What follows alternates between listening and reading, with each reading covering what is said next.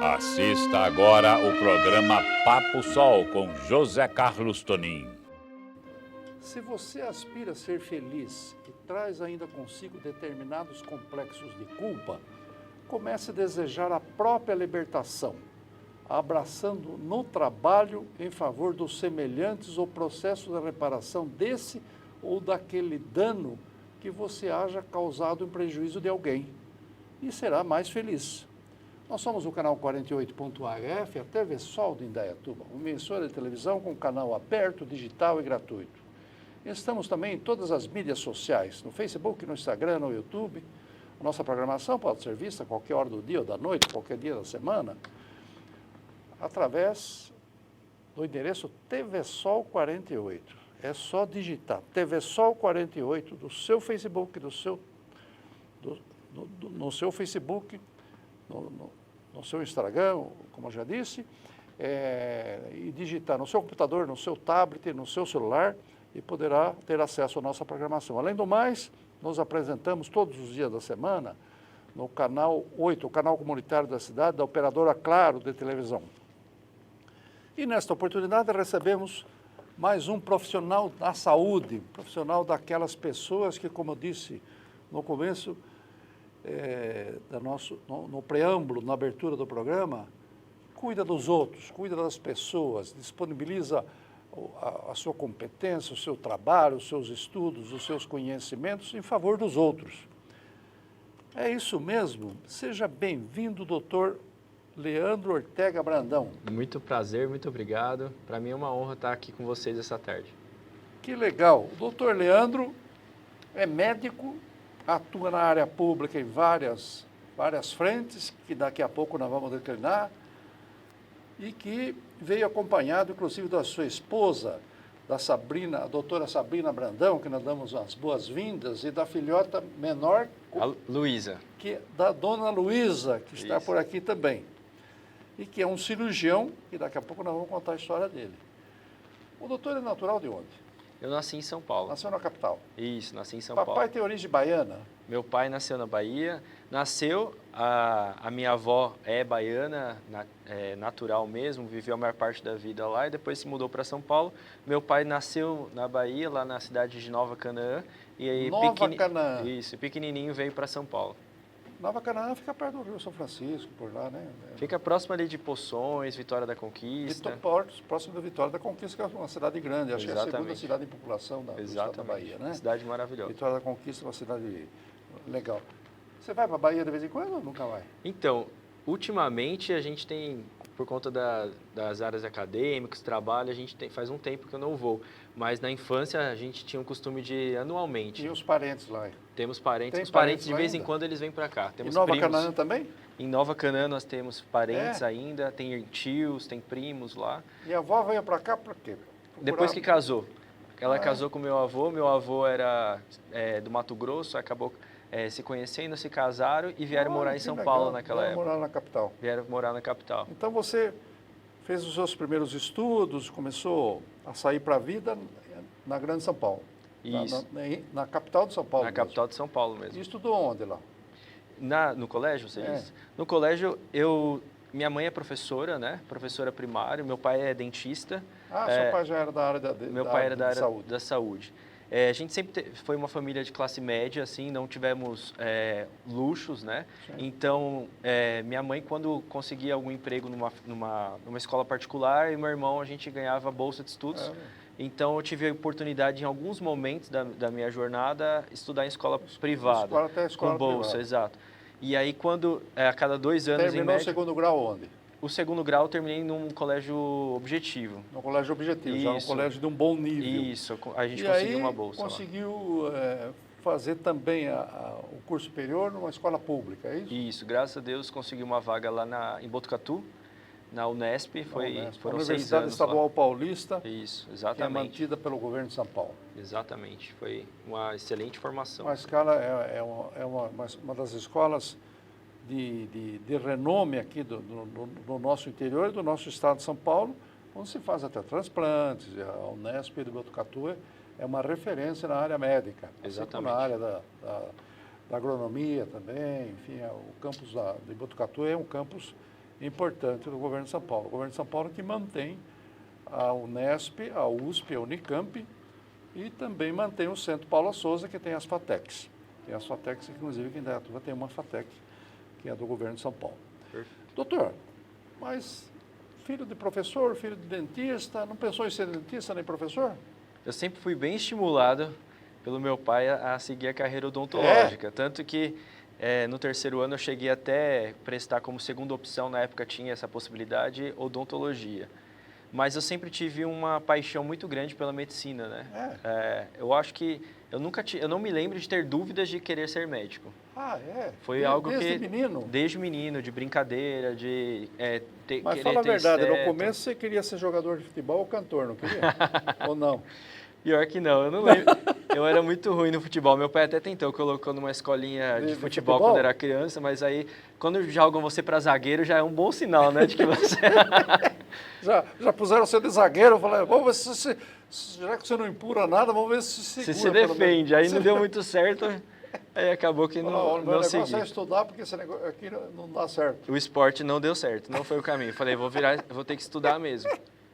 Então, segui essa carreira do estudo. E você, jovem, já se encantava com essa área médica, de trabalhar para as pessoas, de cuidar das pessoas, é isso? Sim, eu sempre tive...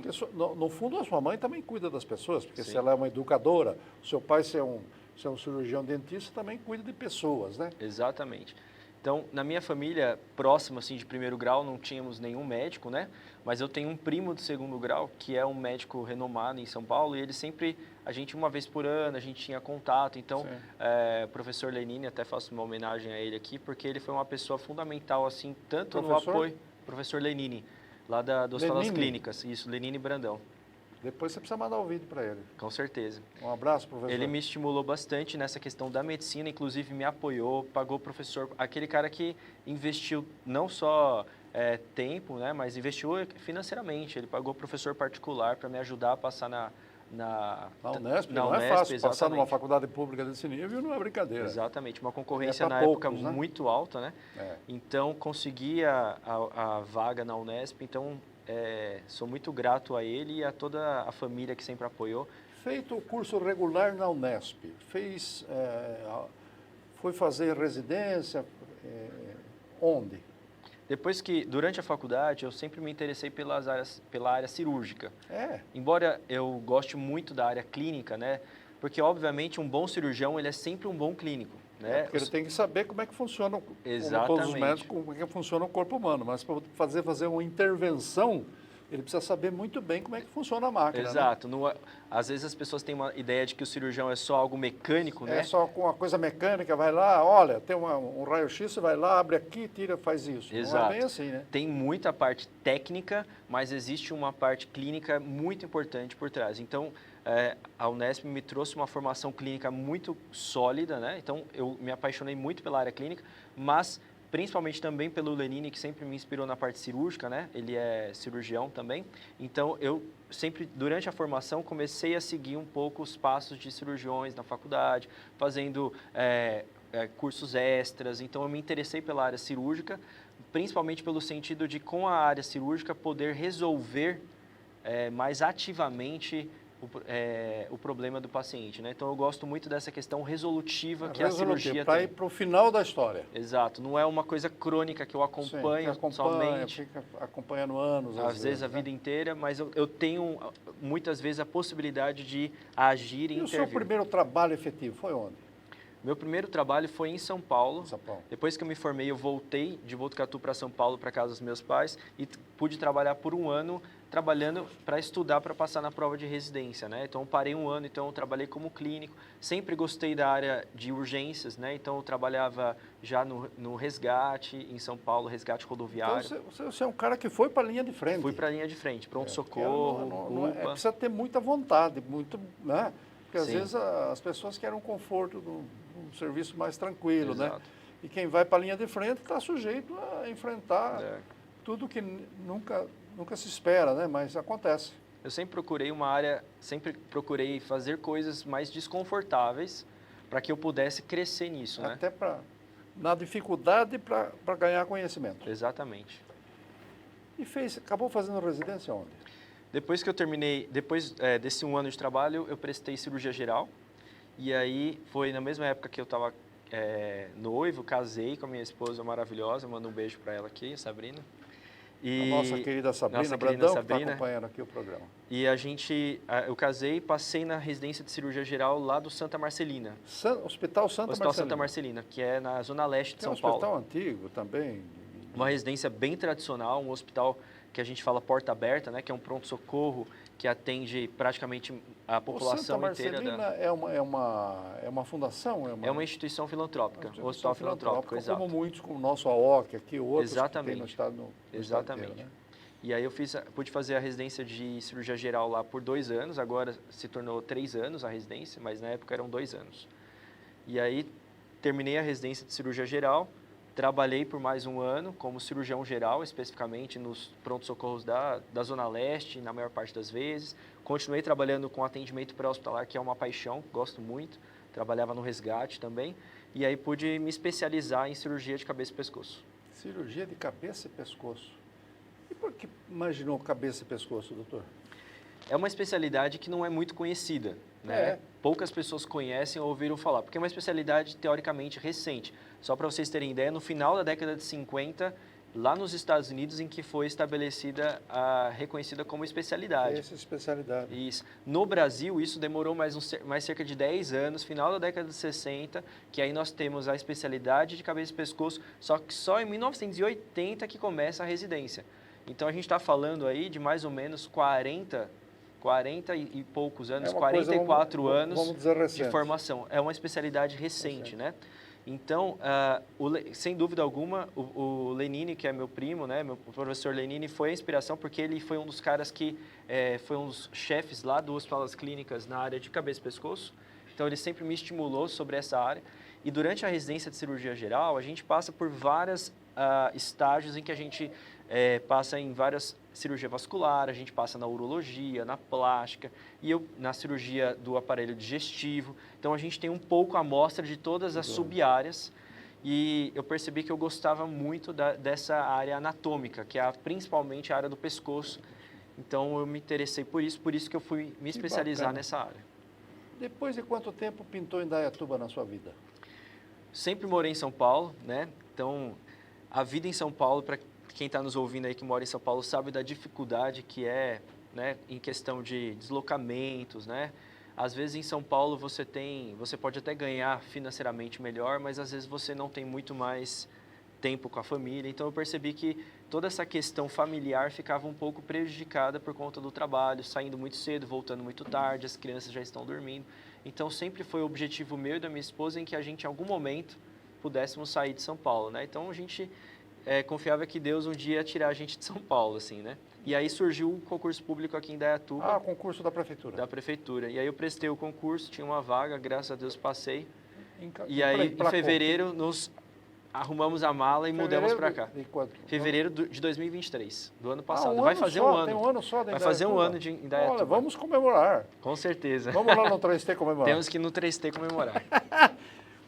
Feita essa apresentação do doutor Leandro, percebe-se que ele é muito grato àqueles que lhe estenderam a mão quando ele precisou. Fala muito do Dr. Lenine, fala com carinho da Sabrina, fala da sua mãe, do seu pai. Nós vamos fazer um pequeno intervalo e já voltamos já nesse papo legal aqui com o Dr. Leandro Ortega Brandão, cirurgião de cabeça e pescoço, que presta serviço por aqui e pela região. Até já. Até já. Você está assistindo ao programa Papo Sol com José Carlos Tonin.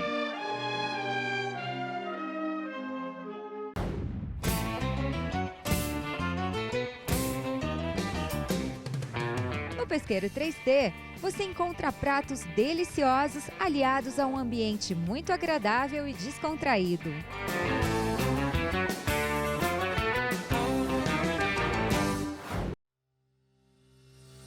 Olá pessoal, eu sou Maurício Baroni, presidente do consórcio Consimares, consórcio da região metropolitana de Campinas, que ajuda os municípios a fazerem a gestão, manejo e destinação correta dos resíduos sólidos. Você sabia que pelo menos 30% de todo o lixo que produzimos que vão para os aterros sanitários poderiam ser reaproveitados, mas apenas 3% desse total são reciclados? É preciso a união urgente do poder público, empresas, entidades e da população. O Consimares convida você a fazer a sua parte, com essa atitude simples no seu dia a dia. Comece a separar do lixo orgânico, garrafas plásticas, latinhas de alumínio, vidro, papel. Depois leve esses materiais a um ecoponto da sua cidade ou cooperativa de reciclagem. Com essa atitude simples, você garante a destinação correta dos resíduos, ajuda a proteger o meio ambiente, gerar emprego e renda para os catadores. Vem com a gente, faça parte dessa união inteligente no descarte de resíduos.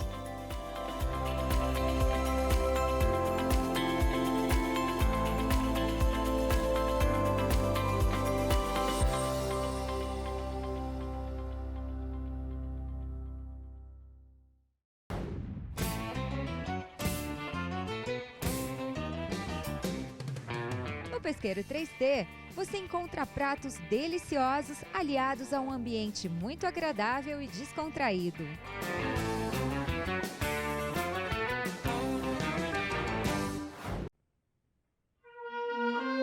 Você está assistindo ao programa Papo Sol com José Carlos Tonin.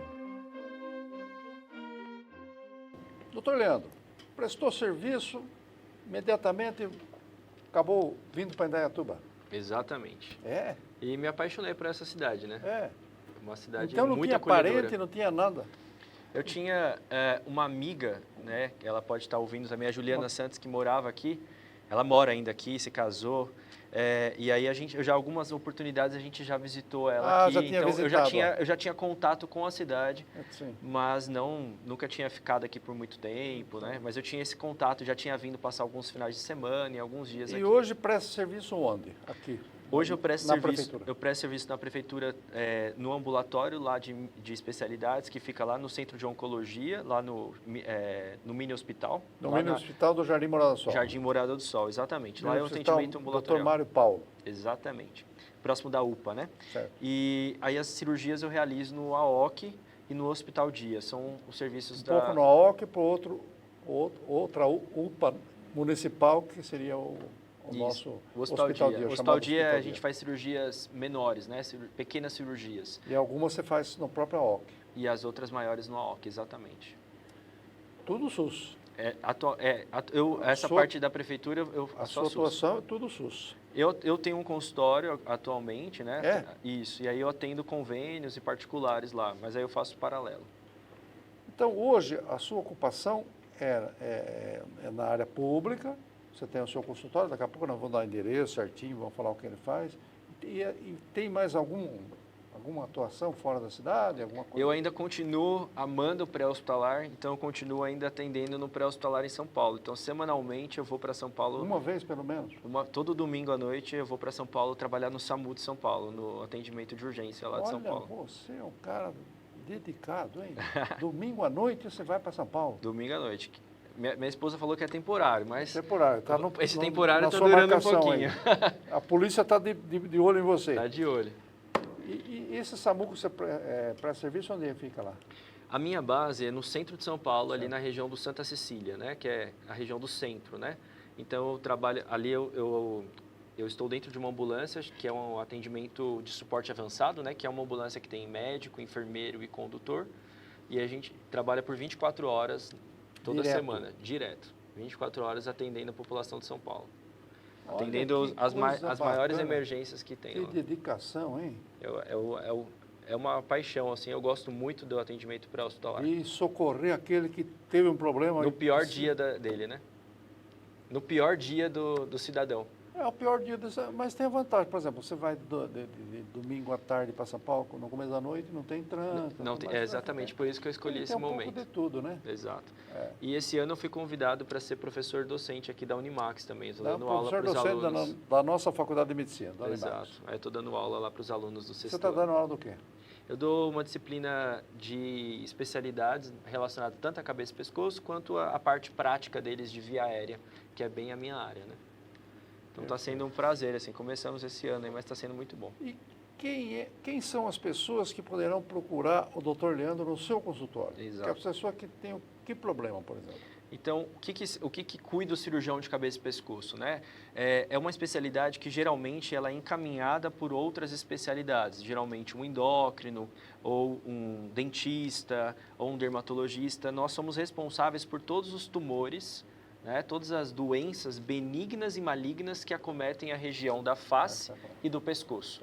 Dentro da cabeça, quem cuida é um neurocirurgião, né? Agora, a região cavidade nasal, né?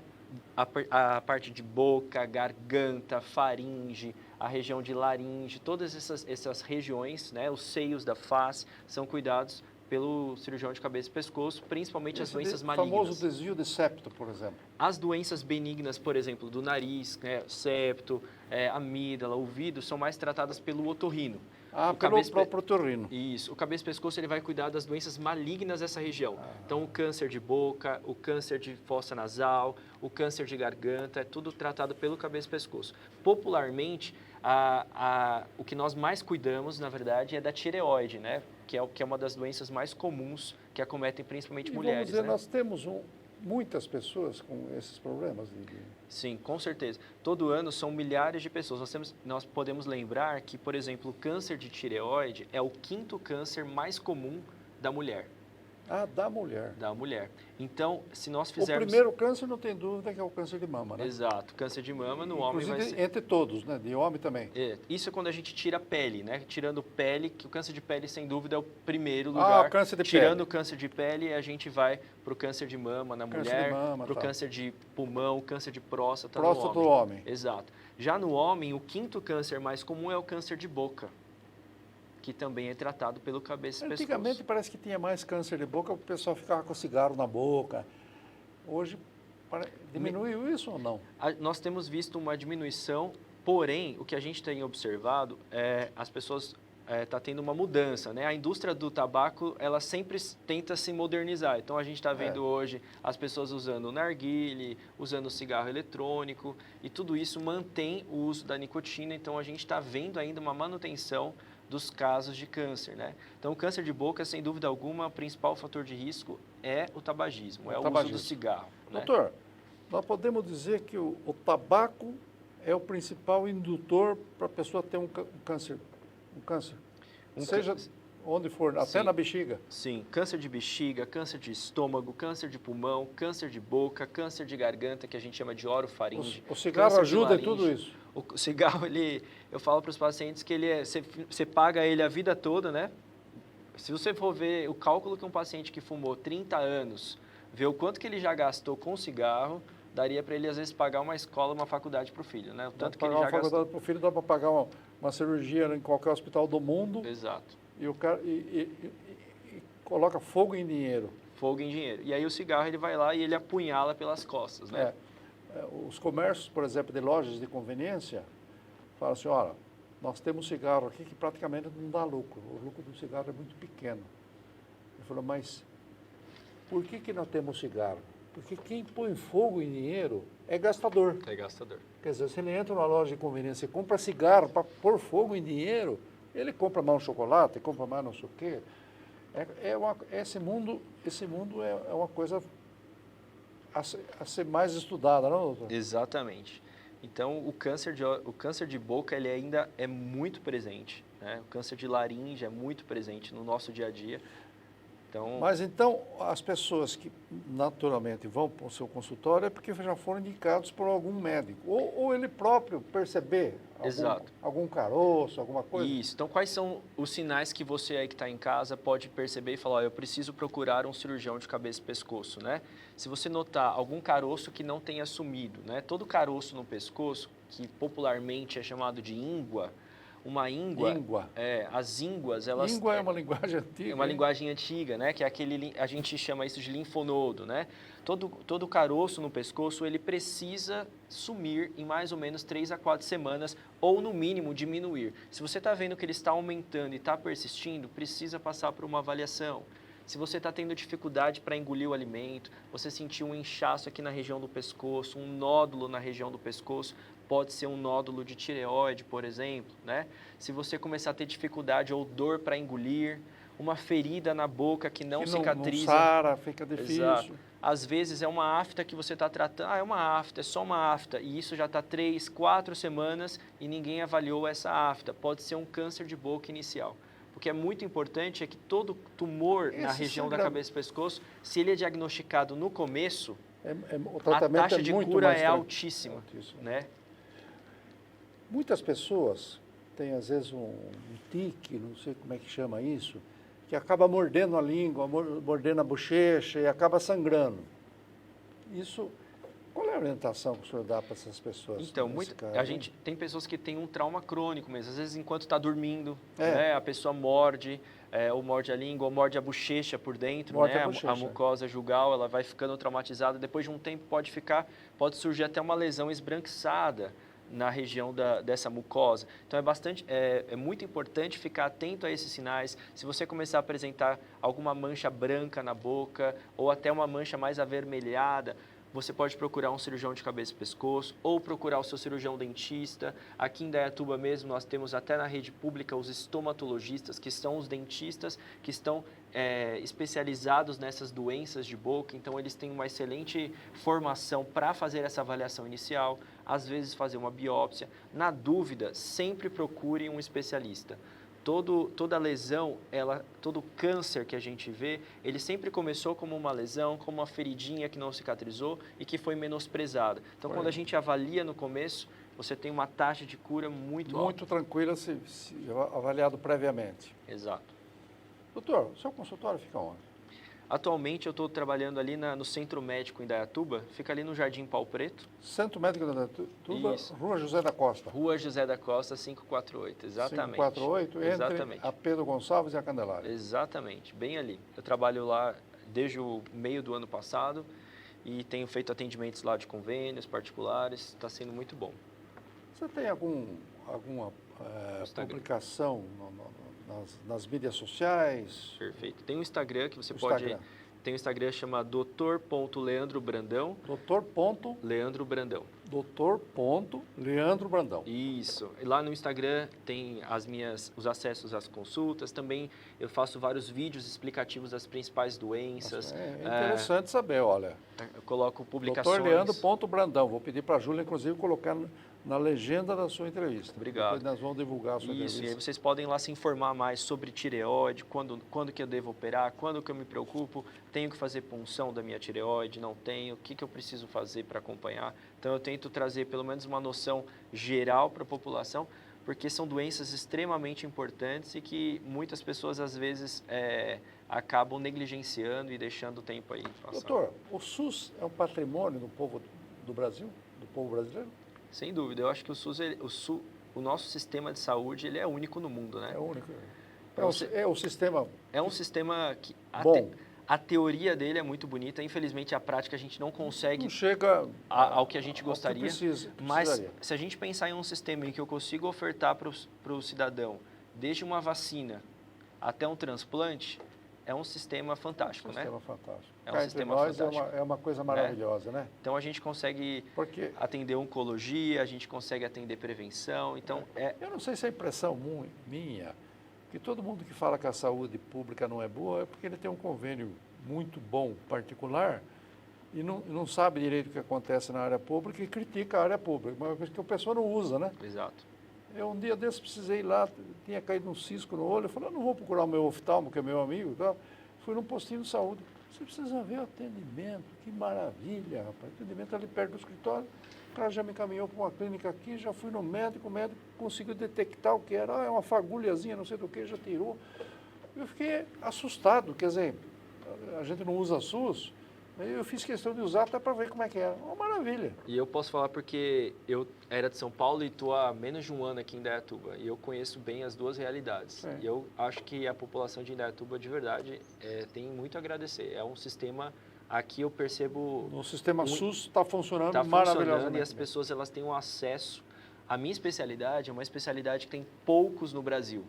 Então, em São Paulo, às vezes as pessoas elas ficam um ano e meio aguardando uma primeira consulta. Aqui em Indaiatuba, em 2 a 3 semanas, às vezes o paciente já consegue, em menos de um mês, às vezes ele já consegue ser avaliado por um especialista. Avaliado e então já, isso é muito já dá o pra frente, diagnóstico final. Exato. Doutor, a conversa está ótima, mas nós temos um tempo aqui. É verdade. E eu preciso encerrar o programa.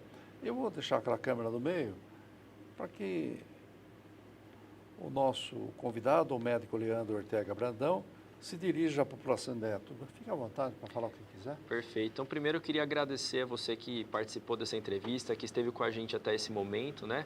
Para mim é um grande prazer ter sido convidado para estar aqui com vocês, trazer um pouquinho dessa especialidade que não é muito conhecida, né?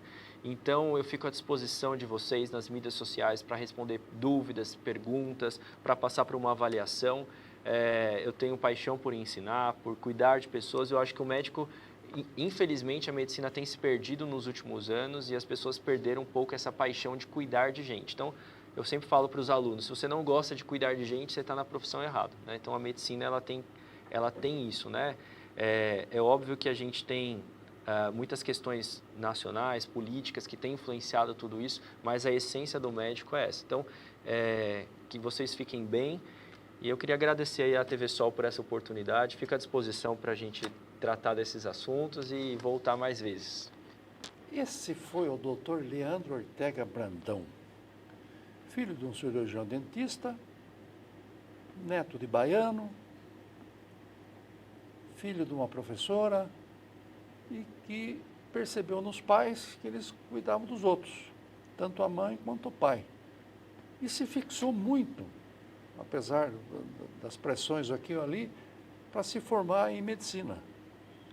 E estudioso, teve a oportunidade até de frequentar um segundo grau no colégio de bom nível e acabou indo também para uma escola de um grande nível, que é a nossa Unesp de Botucatu. E que, por contingências da vida, procurando um lugar tranquilo para a família, prestou concurso para o Serviço Público de Saúde aqui de Indaiatuba e está há 1 ano e pouco aqui, feliz da vida, com as 2 filhotas e trabalhando direto no seu consultório, na área pública, está lecionando agora na Unimax também, está procurando ensinar aquilo que ele aprendeu e, além disso, ainda presta um serviço no SAMU uma vez por semana em São Paulo. Dá um plantãozão lá na linha de frente para enfrentar aqueles problemas que surgem de última hora, os problemas graves. E que cultiva uma coisa bacana, além de ser delicado, aplicado, que cultiva a gratidão. Quando agradece aqueles que lhe estenderam a mão, quando agradece o Dr. Lenine, quando agradece aqueles que, naquele momento que ele precisou, deu a sua mão. Doutor, foi muito legal o seu depoimento aqui no nosso Papo Sol. Obrigado por sua presença. Muito obrigado, viu? Deus abençoe vocês, viu?